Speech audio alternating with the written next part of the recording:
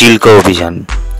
চিল্কা দ্বিতীয় বৃহত্তম এক হ্রদ বা লেগুন বলতে পারেন। এই চিল্কা প্রায় 1100 স্কোয়ার কিলোমিটার জায়গা জুড়ে বিস্তৃত।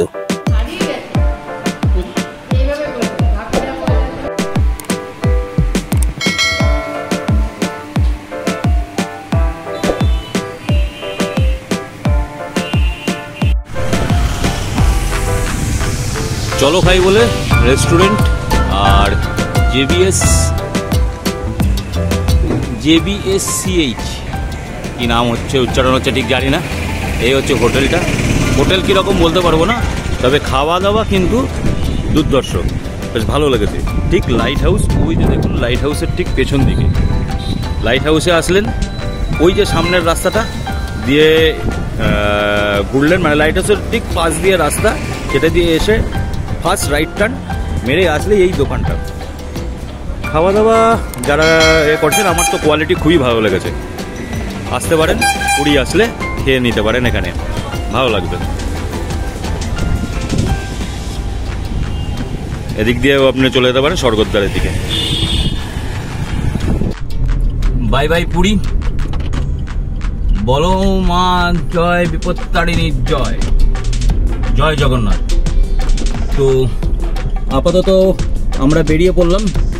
ওই দিকটা হচ্ছে স্বর্গদ্বার। এখন পুরীর সমুদ্রকে বাঁ দিকে রেখে মেরিন ড্রাইভ, এটাকে বলে মেরিন ড্রাইভ, ধরে আমরা এগিয়ে যাচ্ছি চিল্কার উদ্দেশ্যে। এই রাস্তা ধরে সোজা 105 কিলোমিটার রাস্তা। টাইম লাগা উচিত যা রাস্তা, তাতে 1 ঘন্টা থেকে 1.5 ঘন্টা। দেখা যাক রাস্তার কন্ডিশন কী রকম কী আছে, সেটা দেখে তারপর তো বুঝতে পারবো। কারণ আমারও ওই ফার্স্ট টাইম চিল্কা যাওয়া, আগে কোনোদিন আমি যাইনি। পুরী 2-3 বার এসেছি এটা নিয়ে, কিন্তু অদ্ভুতভাবেই চিল্কা যাওয়া হয়নি। এবারে যাব চিল্কায়। দেখুন এখন জোয়ারের টাইম, যদি ওই যেগুলো রয়েছে সেটাতে সমুদ্রটা খুব একটা ভালো দেখা যাচ্ছে না, যে ব্যারিকেড মতন একটা কি করা আছে। দূরত্ব প্রায় 105 কিলোমিটার। অনেক রকমভাবে চিল্কা যাওয়া যায়, প্রাইভেট ট্যাক্সি, বাস আর নিজের গাড়ি। আমার যদিও নিজের গাড়ি ছিল, সেই নিজের গাড়ি করেই আমরা রওনা দিয়েছিলাম চিল্কার উদ্দেশ্যে।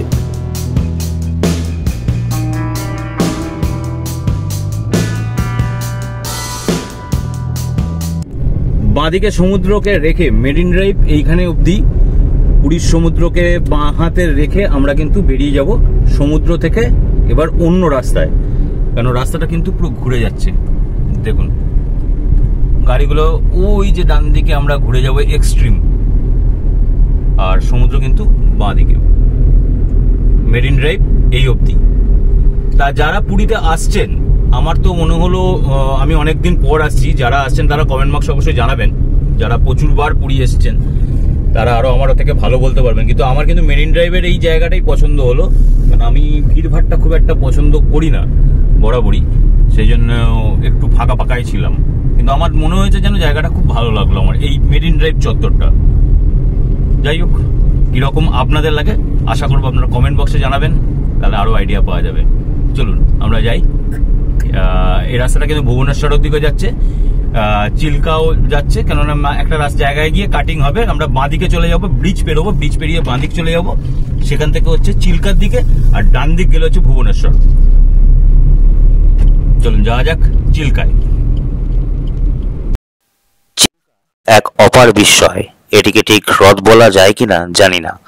এর সমুদ্রের সাথে গড়ে ওঠা এক আশ্চর্য জলাধার বা লেগুন। এখানে দেখা পাওয়া যায় ইরাবতী ডলফিন, পরিযায়ী পাখি আর মুক্তোর কেনাবেচা, সাথে সমুদ্রের মোহনা আর ঝাউবন। যদিও আমরা শুধুই ডলফিন দেখার জন্যই নৌকো বুক করেছিলাম। এক রোমাঞ্চকর অভিযান এর সাক্ষী ছিলাম এই চিল্কায়। চলুন দেখুন আমাদের সাথে এই রোমাঞ্চকর জার্নি। সারি সারি নৌকোগুলো ছুটে চলে অবিরাম এই চিল্কায় পর্যটকদের নিয়ে, কখনো ডলফিন, কখনো মুক্ত, আর কখনো ঝাউবন দেখাতে। বিভিন্ন রকম প্রাইস, বিভিন্ন রকম ভাবে এরা বুকিং করে নৌকোগুলো। কারুর 2500 টাকা, 1500 টাকা, 5000 টাকা, 6000 টাকা অবধি চলে যায়। তাই যাওয়ার আগে খুব ভালো করে দরদাম করবেন। আর এখানে একটা টিকিট কাউন্টারও আছে, যেটা এক্ষুনি দেখতে পাবেন। এখান থেকে বুকিং করা যায়, তাই রাস্তার কোনো দালালের পাল্লায় না পড়ে সোজা চলে এসে এখান থেকেও করতে পারবেন। উঠে পড়েছে বাপিদা। বাপিদা কিন্তু সবসময় এনার্জিতে ভরপুর, সারা রাত গাড়ি চালিয়ে এসে তারপরেও এনার্জির কোনো খামতি নেই। তাই এই যে বোটগুলো, এই বোটগুলোর বিভিন্ন রকম ভাড়া আছে, 2500 টাকা থেকে শুরু করে বিভিন্ন রকম রেট। আমি নাম্বার দিয়ে দেবো একটি ছেলের, যার থ্রু দিয়ে আমরা বুকিংটা করলাম। আশা করি এখনো পর্যন্ত ভালোই করবে। যাই হোক, দেখা যাক। আমি এবার বোটে উঠছি। এই চিল্কা যেটা দেখছেন, এটা কিন্তু একটি মানে লেক, যেটা হচ্ছে বঙ্গোপসাগরের সাথে অ্যাটাচড। তো এখানে অনেকগুলো আছে, টোটাল 7খানা ঘাট আছে। তো 7টা ঘাট দিয়েই আপনারা যেতে পারেন। এটা ওয়ান অফ দ্য তার মধ্যে একটা ঘাট। চলুন নৌকায় উঠি, উঠে কথা বলছি। আমরা 1 ঘন্টার জন্য বোটটা ভাড়া করেছি, ডলফিন দেখবো বলে। দেখা যাক ডলফিন দেখা যায় কিনা, আমাদের ভাগ্য সেই প্রসন্নতা লাভ করে কিনা। চলে আসুন আমাদের সাথে, আপনারাও দেখুন ডলফিন। চলে আসুন।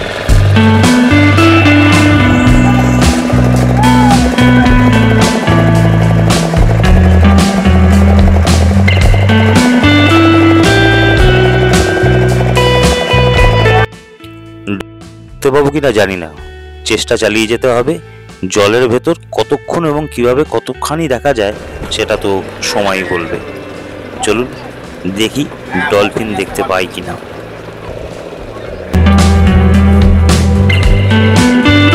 এরকম সমুদ্রের মধ্যখান দিয়ে যাওয়া এবং সেটা ডলফিন দেখার জন্য। দেখা যাক।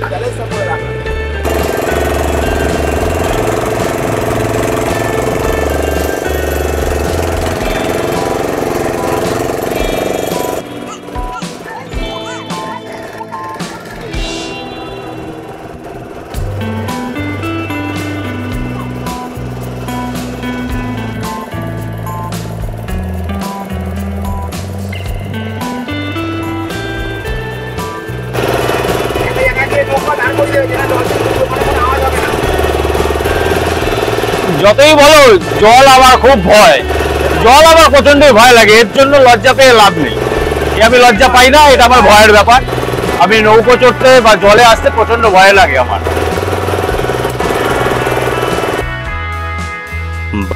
জলধারা এই চিল্কার হ্রদে এসে ঝাঁপিয়ে পড়েছে, আর এর মোটামুটি গভীরতা 13.8 ফিট, তার বেশিও হতে পারে।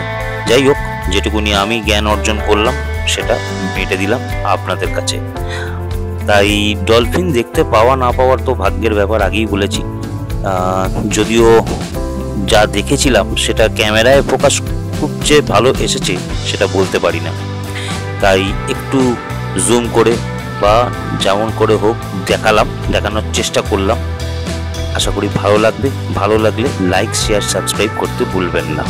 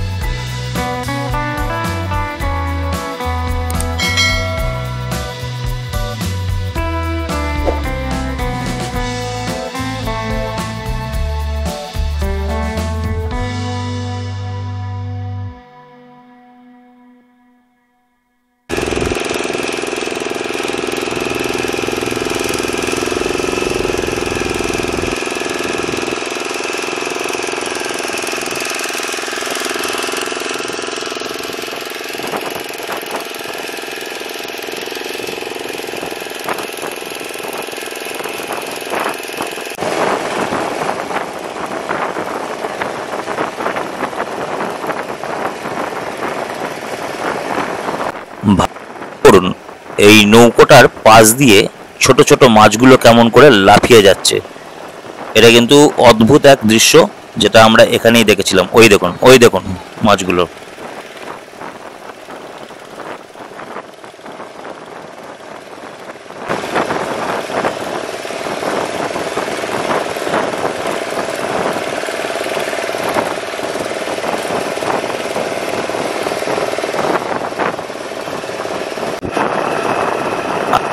বলে রাখা ভালো, এই চিল্কা আসার জন্য উড়িষ্যা গভর্নমেন্টের যেমন বাস আছে তেমনি প্রাইভেট বাসও আছে।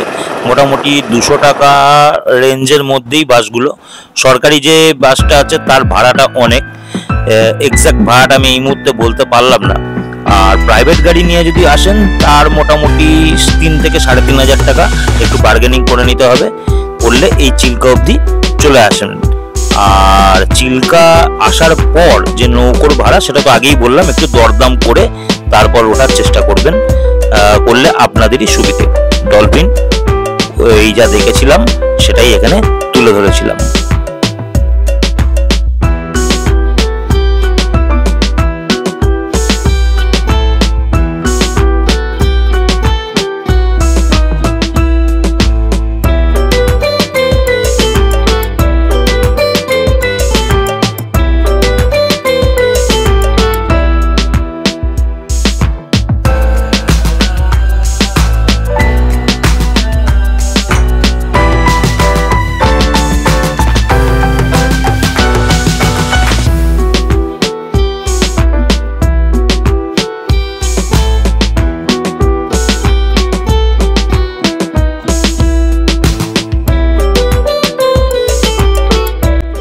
আমাদের চিল্কা অভিযান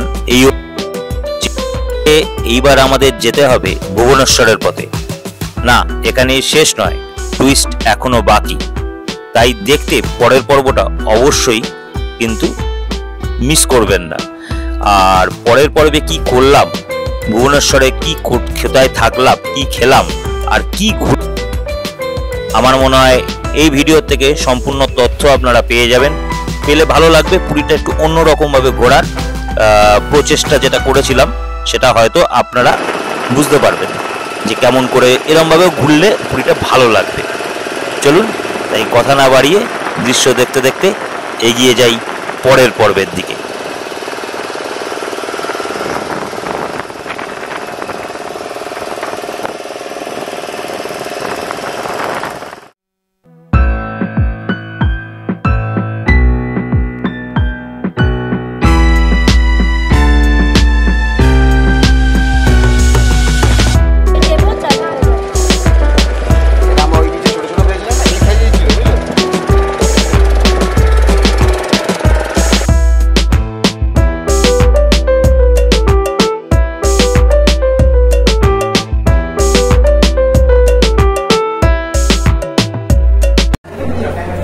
আমরা নিলাম ভেজ থালি, এগ থালি, পার্শে থালি, আর একটা হচ্ছে রুই। এটা চিল্কা থেকে রুই থালি। চিল্কা থেকে ফেরার পথে আমরা আপাতত খাওয়া দাওয়া করছি, করে আমরা যাব ভুবনেশ্বর। চলুন খাওয়া দাওয়া স্টার্ট করি। যেতে হবে এখন 100 কিলোমিটার, ফটাফট ফিনিশ করি।